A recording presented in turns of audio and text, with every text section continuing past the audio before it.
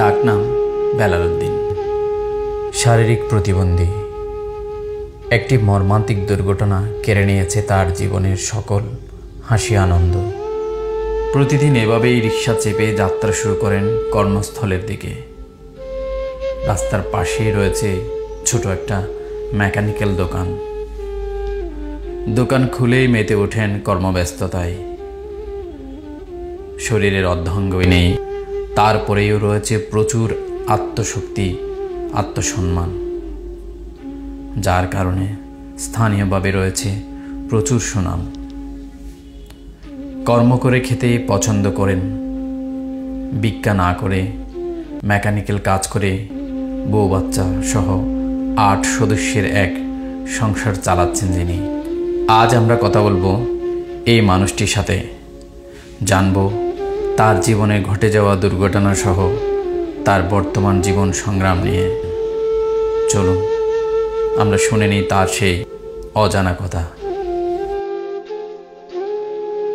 আপনার এই দুর্ঘটনা আসলে কখন হয়েছিল এবং কিভাবে হয়েছিল যদি একটু আমাদেরকে বলতেন।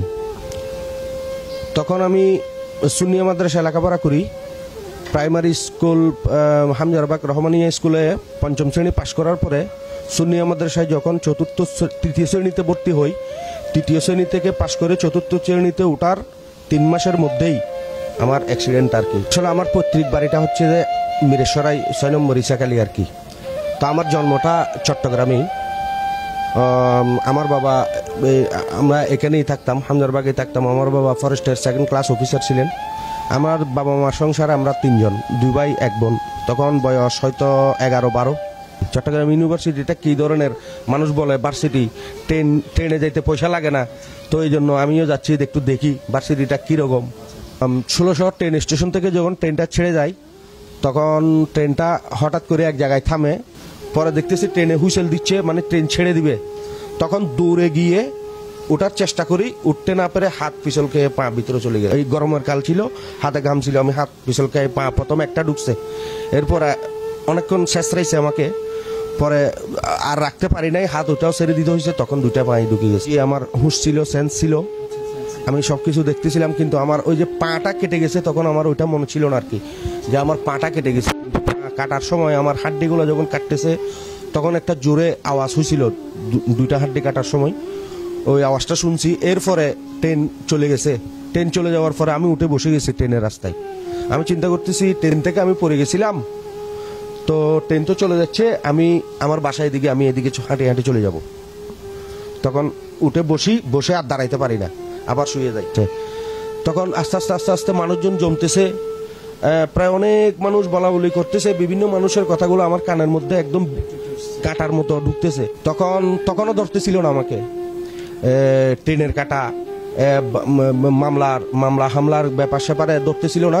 তখন ওই ক্যান্টনমেন্ট থেকে যে 2 জন লোক, আর্মির লোক, ওদেরকে ডেকে এনে আমার থেকে সব কিছু ঠিকানা সব লিখে নিয়ে তারপর ওদের দ্বারাই আমাকে যে হাসপাতালে পৌঁছানো হয়েছে। 1 মাস 19 দিন আমাকে রিলিজ করা হয়েছে চট্টগ্রাম মেডিকেল কলেজ থেকে। পরে এখানে 6 মাস পর্যন্ত চিকিৎসা বাসায় চলছে আর কি। আমার আব্বুও আমাকে খুব একটু বেশি আদর করতো।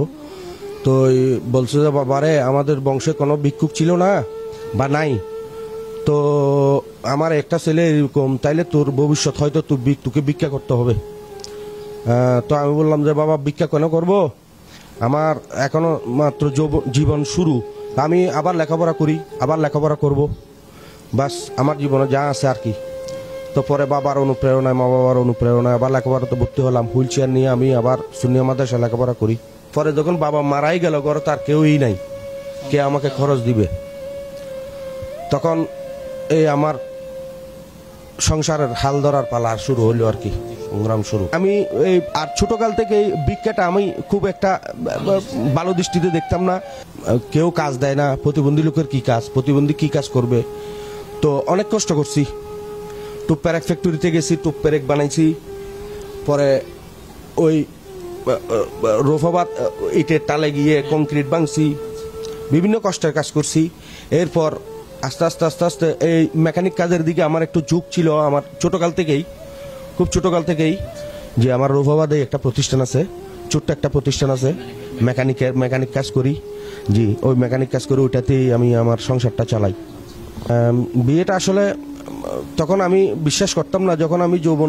যখন আমার শৈশব যে আমি যৌবনে পদার্পণ করলাম, তখন আমি চিন্তা করলাম যে আমি প্রতিবন্ধী, আমাকে আর কোন মেয়ে বিয়ে করবে।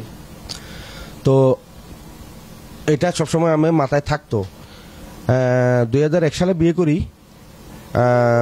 2002 সালে 3 সালেই প্রথম ছেলের জন্ম। পরে এখন 5 বছর বয়সের একটা মেয়ে আছে আর কি। ছেলের বয়স 17 বছর হয়েছে। এক ছেলে এক মেয়ে। সমাজ কল্যাণ অধিদপ্তর থেকে আমি 15 বছর যাবত ভাতাটা পাই। তো এটা সরকারি ভাতা, এটা 6 মাসে একবার দেয়।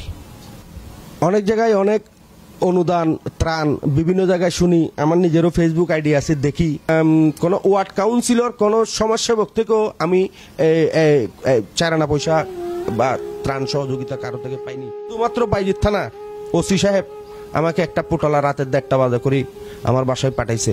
আমার জায়গা জমিনগুলা ভূমিদস্যুরা দখল করে রেখে দিছে, অথচ সব রেকর্ড সবকিছু কমপ্লিট আছে। তারপরেও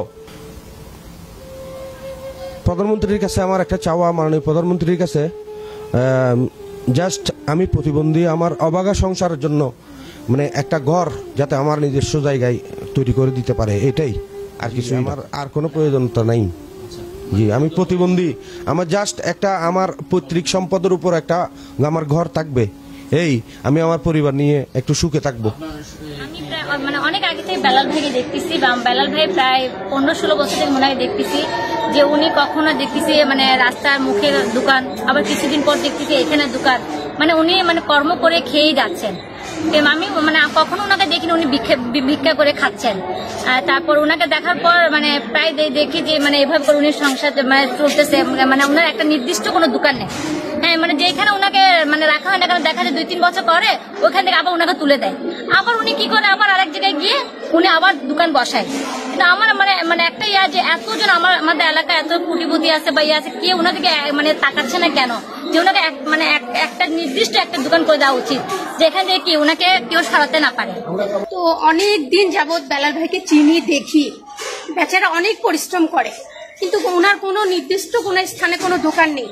যতবারে দেখি কিছুদিন এইখানে কিছুদিন ওখানে, কিন্তু ওনাকে একটা স্থান অনুযায়ী দোকান দেওয়া যে কেউ ব্যবস্থা করে দিবে এরকম আমাদের এলাকায় কোনো ব্যক্তি নাই। কিন্তু হ্যাঁ, আর্থিক অবস্থা সবারই আছে, কিন্তু পারলে ওনাকে একটা ব্যবস্থা করে দিতে পারে, কিন্তু কেউ ওনাকে এই ধরনের সহযোগিতা করে না। আমরা চাই যে ওনাকে একটু ফিরে ওনার দিকে কেউ তাকাক, কেউ ওনাকে সহযোগিতা করে একটা স্থান জায়গা নিয়ে ওনাকে একটা দোকানের ব্যবস্থা করা হোক। আর উনি হাঁটা চলা করতে, রিক্সায় উঠতে বেচারা অনেক কষ্ট হয়, অনেক পরিশ্রম হয়। সেজন্য আমরা সবার একটাই অনুরোধ, ওনাকে যদি কোথাও থেকে সহযোগিতা নিয়ে ওনাকে একটা হুইল চেয়ারের ব্যবস্থা করা। আমি বেলাল ভাইকে অনেকদিন ধরে চিনি, 6-7 বছর থেকে আমি ওনার সাথে থাকি। ওনার একটা দোকানে হেল্প করি যেটুকু পারে, টাকা পয়সা দিয়ে তো পারতেছি না, আমিও ঘুরি, তাই যেটুকু পারি এটুকু হেল্প। উনি ভিক্ষা করে না, কখনো কাউ থেকে চাবে না, ওনার মতো করে অনেক ইয়ে করতে পারে, মানে কাজ করে খায়, পরিশ্রম করে খায়।